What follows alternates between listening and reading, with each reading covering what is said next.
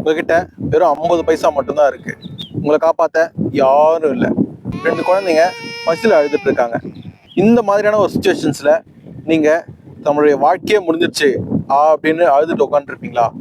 ஆனா அதே 50 பைசாவை வச்சு இன்னைக்கு தடைகள் எல்லாம் உடைச்சு 50 கோடி ரூபா மதிப்புள்ள ஒரு ரெஸ்டாரண்ட் செயினை உருவாக்கின ஒரு வீர பெண்மணியை பத்தி தான் நம்ம இன்னைக்கு பார்க்க போறோம். அவங்களுக்கு 17 வயசுல கல்யாணம் ஆகுது. அவங்க ஹஸ்பண்ட் குடிக்க அடிமையாகிட்டு அவங்கள ரொம்ப கொடுமைப்படுத்துறாரு. வேற வழியே இல்லாம குடும்பத்தை விட்டு வெளியே வர்றாங்க, அவங்க 2 குழந்தைங்களோட சேர்த்து. அப்படி அவங்க வெளியே வரும்போது அவங்க கையில இருந்தது 50 பைசா மட்டும்தான். அவங்க வெளியே வந்துட்டு ஊறுகாய் அண்ட் ஜாம்னு செஞ்சு விற்க ஆரம்பிக்கிறாங்க.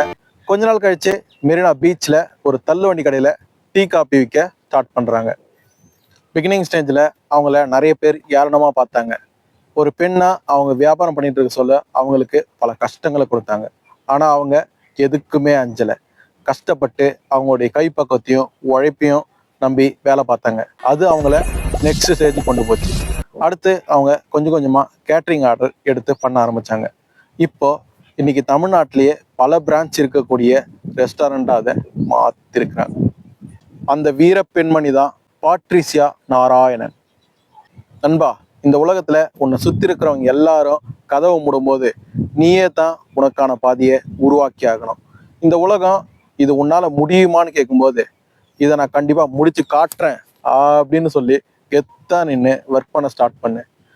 உன்னுடைய விடாமுயற்சியும் உன்னுடைய உழைப்பும் உன்னை சக்சஸுக்கு கொண்டு போயிடும்.